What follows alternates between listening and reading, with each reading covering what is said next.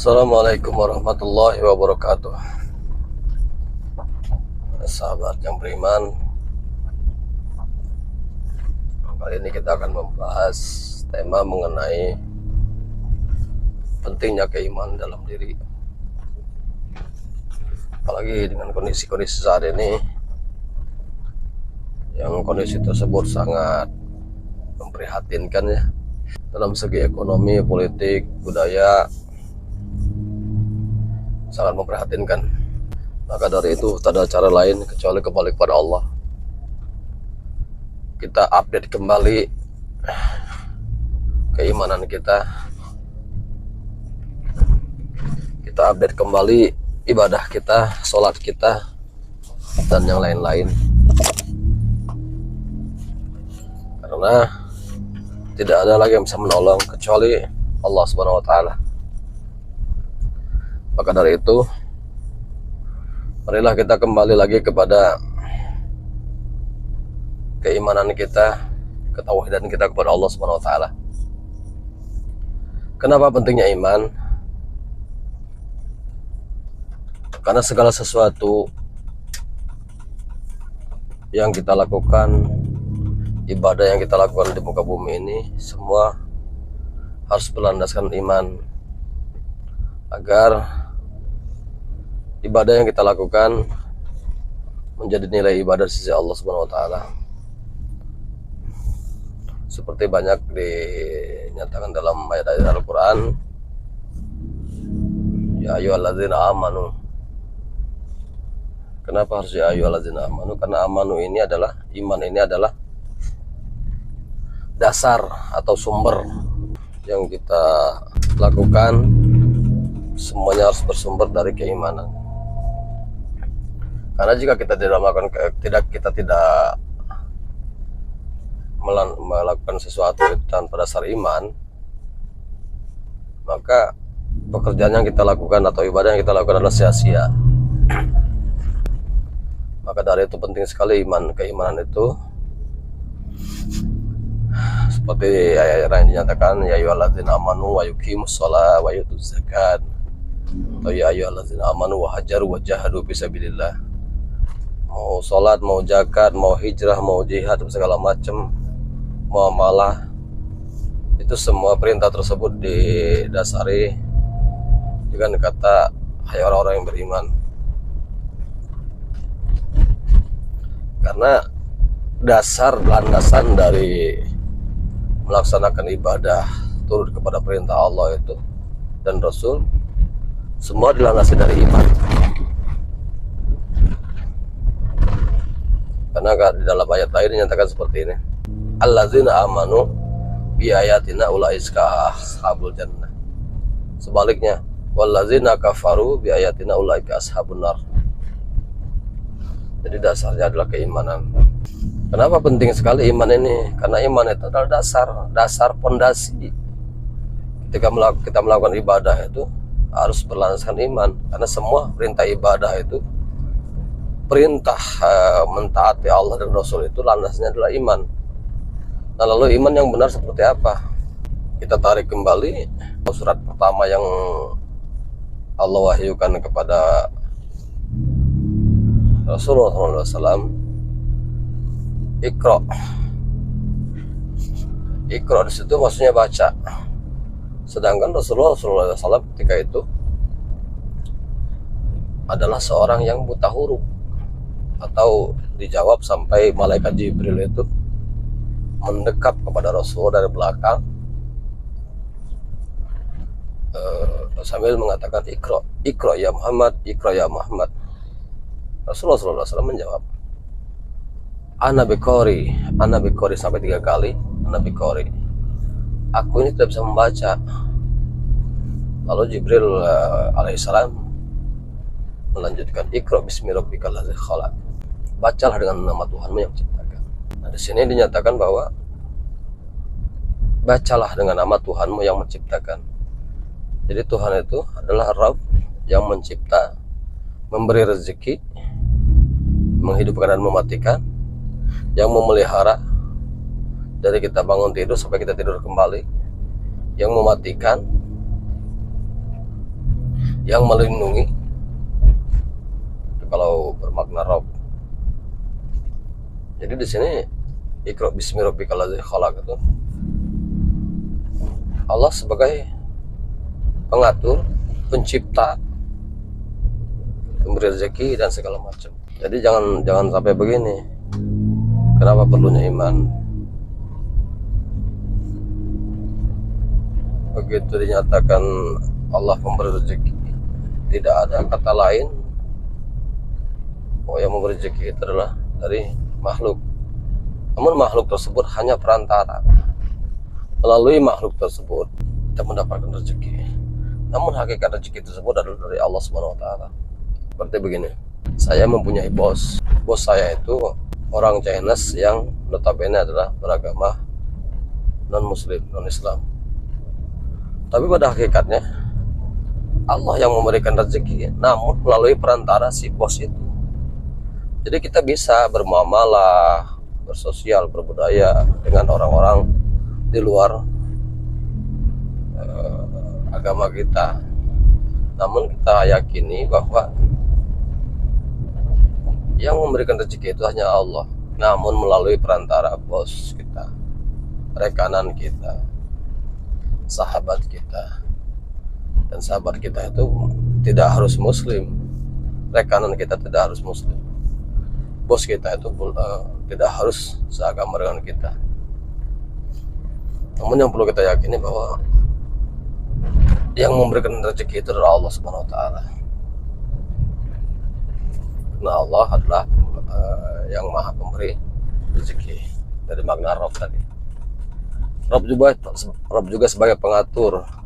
Di mana kita tahu bahwa Allah mengatur apa yang diatur oleh Allah semua dalam kehidupan kita. Kita tidak pernah bisa mengatur kita bernapas. Hari ini saya tidak mau bernapas. Tidak bisa, karena yang mengatur pernapasan itu adalah Allah. Atau kita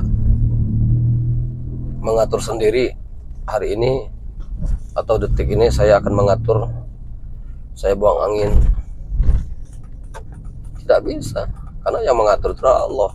Waktunya buang angin, ya buang angin, karena Allah sudah menentukan kita hari ini buang angin, jam ini, detik ini kita buang angin. Kita tidak akan bisa merubah aturan tersebut. Hari ini kita mendapatkan suatu musibah, kita tidak bisa menghindari musibah tersebut, karena Allah sudah mengatur pada detik ini, hari ini, jam sekian, menit ini kita mendapatkan musibah.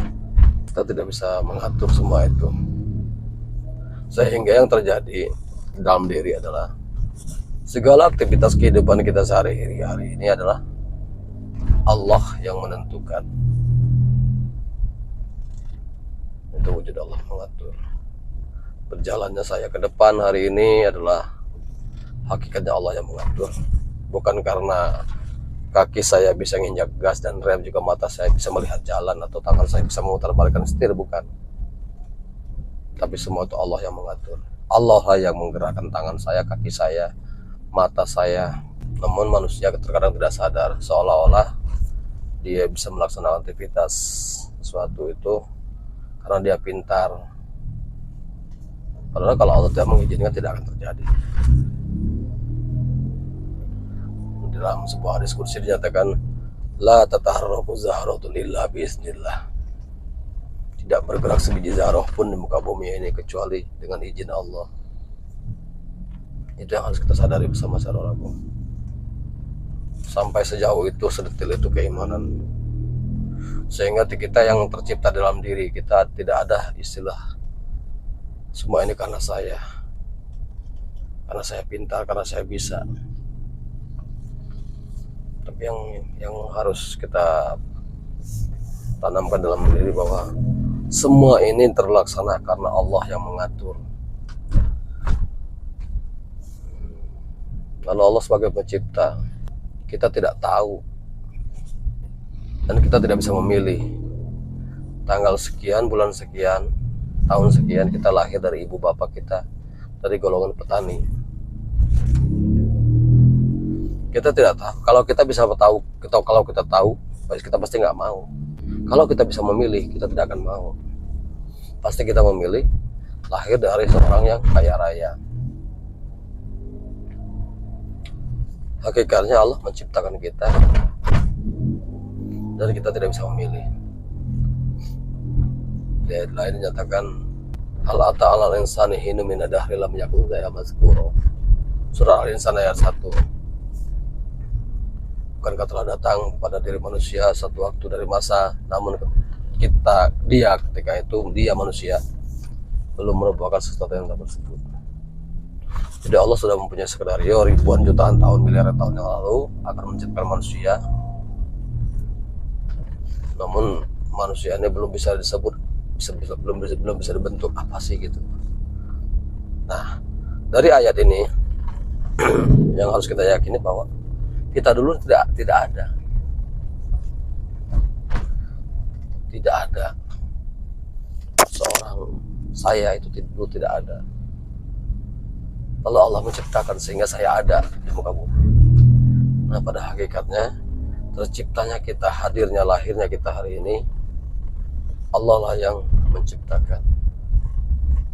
Lalu apakah penciptaan kita itu tidak ada, cukup diciptakan saja gitu? Tidak. Lalu dari keduanya, inna khalaqnal insana min nutfatin amsajin nabtalihi faja'alnahu sami'an basira. Sesungguhnya kami menciptakan manusia itu dari tetes mani yang bercampur, dan dengan itu kami hendak mengujinya dengan perintah dan larangan. Jadi penciptaan kita di muka bumi ini adalah hendak diuji dengan perintah dan larangan. Kenapa? Hewan-hewan tidak diuji, gunung-gunung tidak diuji, makhluk-makhluk Allah yang lain dan sekarang semua itu ciptaan Allah tidak diuji. Kenapa? Karena mereka tidak sempurna. Nah, manusia ini diciptakan Allah itu beserta akal, nafsu. Bahkan di surat lain dinyatakan bahwa laqad khalaqnal insana fi ahsani taqwim. Sesungguhnya Allah menciptakan manusia itu dalam bentuk atau rupa yang sebaik-baiknya. Bentuk penciptaan, proses penciptaan itu dalam sebaik-baiknya. Kita lebih mulia dari jin, punya akal. Namun nafsu dan ketaatan itu ada. Maka jin itu ada jin kafir, ada jin muslim. Nah, manusia sama, namun kesempurnaan manusia dia bisa bernampak, bisa terlihat, dan bisa bersosial. Kita bisa lebih sempurna daripada malaikat. Jika kita beriman kepada Allah, kita bisa rendah dari binatang apabila kita kufur terhadap Allah. Dan kita bisa lebih laknat dari iblis.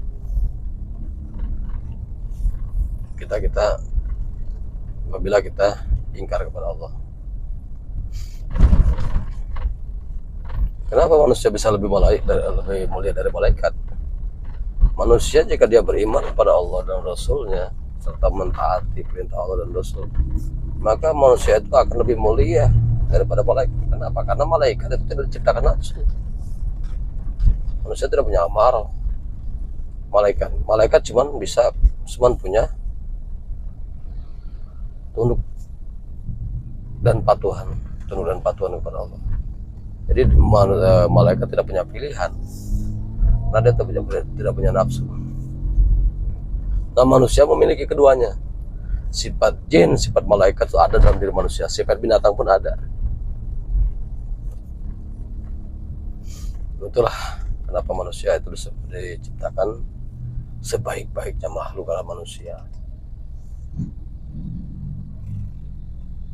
dalam bentuk yang sebaik-baiknya. yang perlu kita yakini bahwa Allah itu Maha Pencipta dan yang menciptakan kita itu adalah Allah.